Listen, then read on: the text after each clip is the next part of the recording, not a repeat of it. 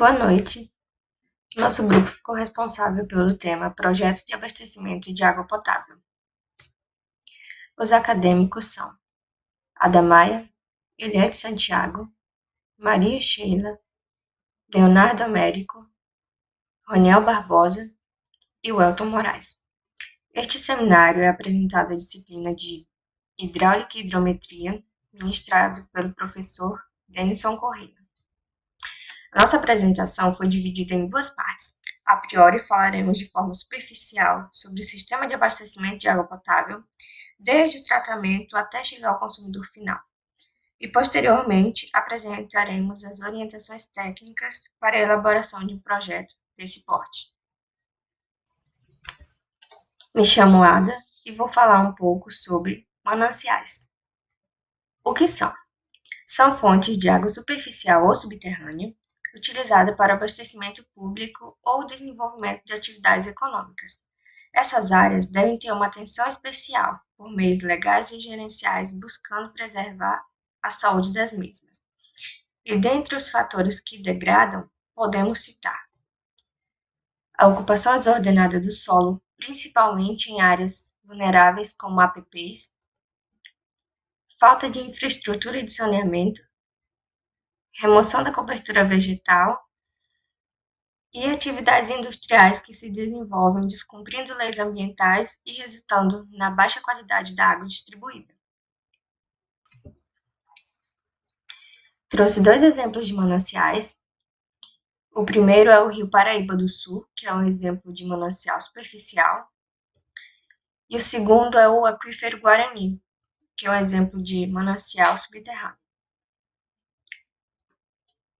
Captação. Nela ocorre a coleta d'água bruta porque está sem nenhum tratamento e assim própria ao consumo humano. Ela passa por um processo de gradeamento, que é o sistema de grades, impedindo a entrada de elementos grosseiros contidos nessa água, tais como folhas, galhos e troncos. Daí, a água segue para o processo de desarenação, onde é feita a remoção da areia por meio da sedimentação e otimizando o processo de pré-tratamento da água.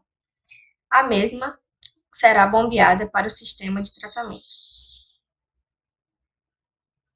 Já a adução é como chamamos o transporte da água bruta ao tratamento ou da água já tratada ao sistema de distribuição. E agora o Leonardo dará continuidade com a apresentação. Boa noite, pessoal. Meu nome é Leonardo e eu vou dar sequência à apresentação do trabalho falando um pouquinho sobre o tratamento da água. A água, quando chega às letras, é necessário que se faça seu tratamento para correções físico-químicas e bacteriológicas. Os processos podem variar conforme o padrão da empresa e a qualidade da água recebida, mas em suma, acontecem as seguintes etapas: a coagulação, floculação, decantação, filtragem e desinfecção.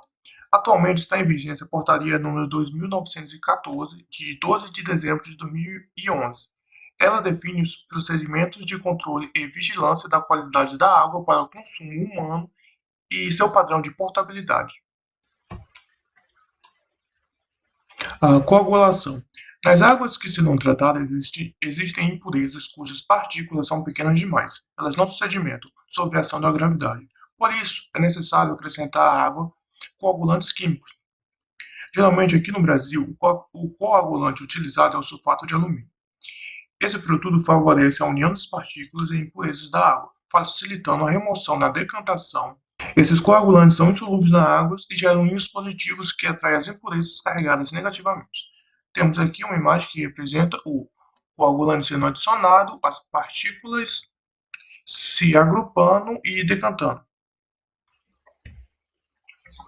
A floculação é a etapa na qual a água é submetida à agitação mecânica para que as impurezas formem flocos maiores e mais pesados.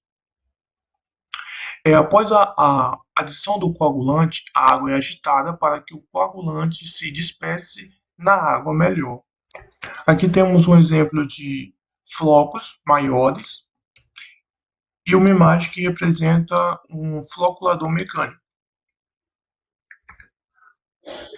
Decantação. Decantação é basicamente o ato de separar, por meio da gravidade, os sólidos sedimentáveis que estão contidos em uma solução líquida. Temos duas imagens aqui que representam dois tipos de decantador existentes. Filtragem. O processo de filtragem consiste em passar a água através de filtros formados por camadas de areia grossa, areia fina, cascalho, pedregulho e carvão, capazes de reter os flocos que passam sem decantar e outras impurezas. Temos aqui uma imagem que representa um filtro com algumas das substâncias que eu acabei de citar. Desinfecção. É feita uma última adição de cloro no líquido antes de sua saída da estação de tratamento. Ela garante que a água fornecida chegue isenta de bactérias e vírus até a casa do consumidor. A água recebe a adição de cloro, flúor e controle do pH. Reservatório. A água é armazenada em reservatórios com duas finalidades: manter a regularidade do abastecimento e atender às demandas excessivas como as que ocorrem nos períodos de calor intenso ou quando, durante o dia, usa-se muita água ao mesmo tempo. Agora, meu amigo Raniel dará continuidade ao trabalho. Olá pessoal, vamos falar um pouco de rede de distribuição. É o conjunto de tubulações e acessórios, reservatórios, etc., que tem como objetivo atender às necessidades de uma comunidade dentro dos padrões de vazão e pressão. Tipos de rede. Vamos falar dos dois tipos de rede principal, rede ramificada e rede malhada ou em anéis. Nesse tipo de rede, há uma tubulação principal, que também é chamada de tronco e apresenta várias ramificações denominadas tubulações secundárias. Aqui na imagem ao lado, exemplifica bem esse tipo de rede. Aqui há um reservatório, essa setinha mostra o fluxo da água. Trecho é chamado aqui de um nó ao outro, onde está essa bolinha vermelha. Todas essas outras linhas coloridas são as redes secundárias. Nesse tipo de rede, a tubulação principal tem o diâmetro maior e a secundária menor. Elas são normalmente aplicadas em pequenas comunidades e sistemas de irrigação. Um dos maiores inconvenientes é a dependência de tubulação principal, porque caso ocorra algum problema na seção principal, afeta todo o sistema adjacente. Rede malhada. Nesse tipo de rede existe a possibilidade de reverter o sentido da vazão em função da demanda, e isso elimina o problema da rede ramificada, o que a torna mais flexível. Aqui na imagem ao lado é representada uma rede malhada, tipo reservatório. Você pode prestar atenção que o fluxo da água ele vai e volta, né, mudando o sentido da vazão. O caso que na malhada não tem isso. Na malhada tinha só um sentido, mostrando a ponta seca, o final do sentido da água. É importante saber que qualquer que seja a rede, existem normas e condições hidráulicas limitantes para a sua aplicação. Tipo, vazão e pressão. A vazão deve estar entre 0,6 metros por segundo e 1,5 metros por segundo. Isso evita a ocorrência de decantação de impureza no trecho, podendo elevar a perda de carga. Já a pressão deve estar entre a mínima e a máxima, que vai de 10 MCA e 50 MCA, metro de coluna d'água. Na engenharia, normalmente se aplica o máximo, 50 MCA. Vamos falar um pouco de ramal domiciliar. Através de um sistema de abastecimento de água, são efetuadas as ligações da rede com o ramal domiciliar, que nada mais são do que a ligação do encanamento da rua com a unidade consumidora. Aqui na imagem ao lado, a gente vê bem o exemplo de ramal domiciliar. Aqui nós temos o reservatório da concessionária, a rede principal, essa linha preta escura. Essa linha mais fina é o ramal, esse quadradinho azul é a ligação de água com o domicílio.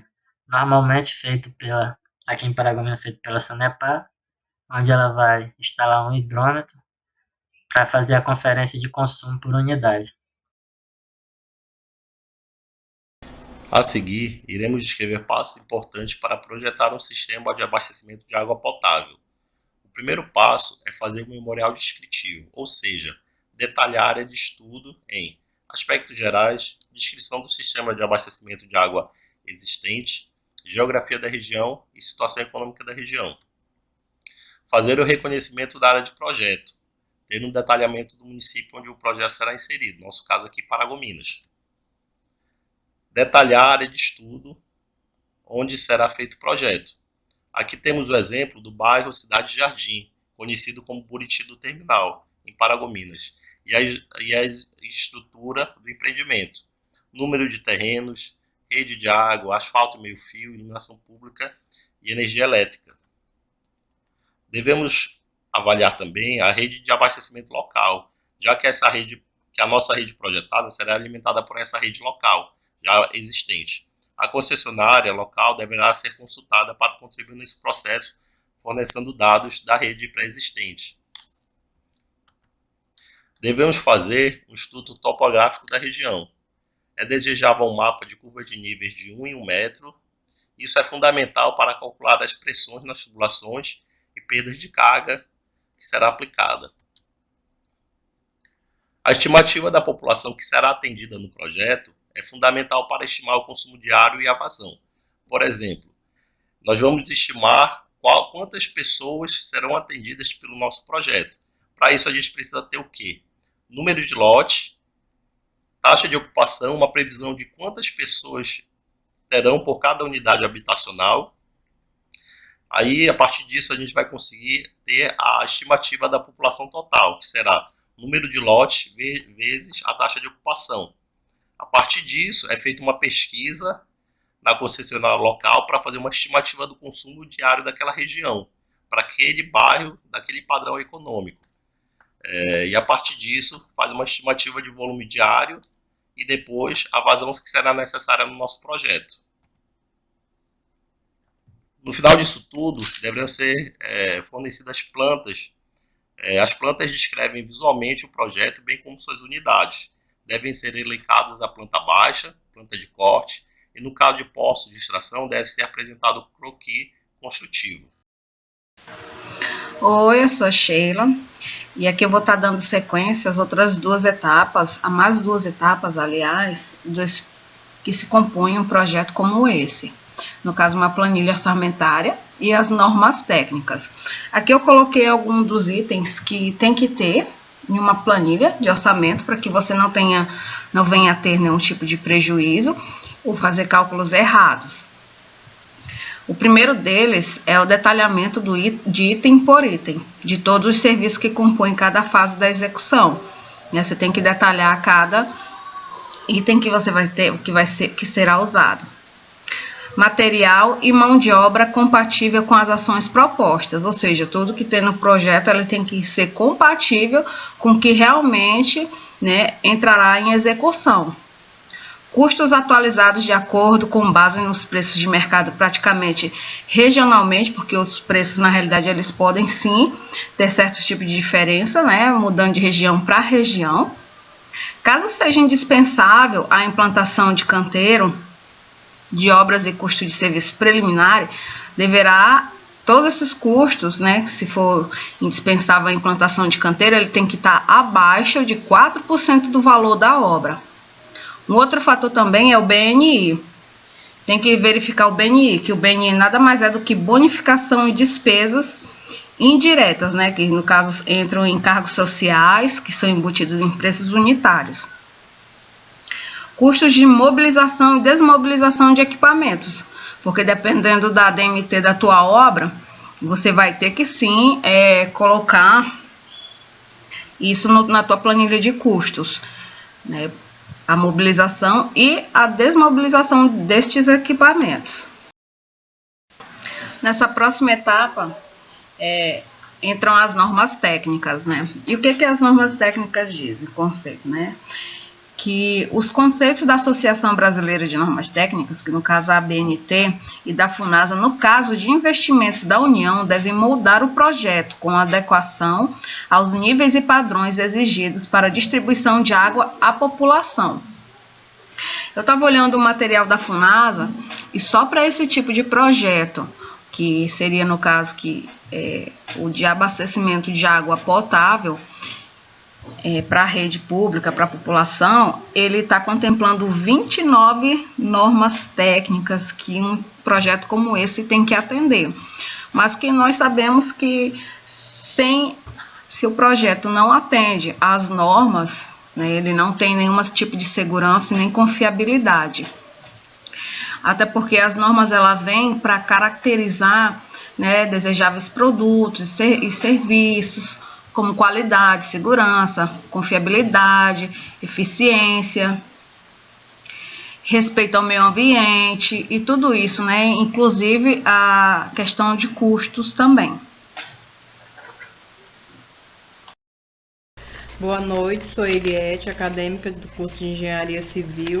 Vou dar seguimento nas etapas de um projeto de abastecimento de água potável, que são elas: a anotação de responsabilidade técnica, que é a ART, que são emitidas pelo CREA, e o licenciamento ambiental. A anotação de responsabilidade técnica, a ART, deverá ser concedida pelo Conselho Regional de Engenharia e Agronomia, o CREA. Isso é a chancela de que o projeto foi verificado antes. A concessão do ART deve continuar durante a execução da obra. O projetista ou engenheiro em questão deve assinar todas as folhas que integram o projeto. Quando há intervenções em áreas privadas, deve haver uma documentação que comprove que tal área pertence ao proponente, posse da área. O último item da lista, mas não o mais simples, é o licenciamento ambiental. Segundo a resolução do CONAMA número 5, de 15 de junho de 1988, qualquer sistema de abastecimento de água que ultrapasse 20% da vazão mínima de um corpo hídrico e que modifique as condições físicas ou bióticas estão sujeitos ao licenciamento. Isso caracteriza legalmente os direitos e obrigações entre os profissionais. Essa é uma forma de assegurar a responsabilidade na qualidade de execução de uma obra. E essas anotações devem ser feitas por profissional da área e devem ser registradas antes do início da atividade. Dando continuação, eu irei falar sobre o licenciamento ambiental. Os aspectos do licenciamento ambiental. Haverá também a necessidade de uma outorga de direito de uso de recursos hídricos estabelecida pela Lei nº 9.433 de 1997. Normalmente, o processo de licenciamento e até mesmo a quantidade de licenças exigidas geram certa complexibilidade em seu gerenciamento. Por isso mesmo, há produtos como os Nautilus Ambiental, um software em questão demonstra a licença de forma transparente e simplificada. Dessa forma, fica clara as exigências de cada elemento do processo. A utilização do mesmo evita a perda de prazo, verificando se está tudo de uma forma online, gerando produtividade. São processos bastante complexos, mas garante a entrega da água com qualidade que os mais diversos fins.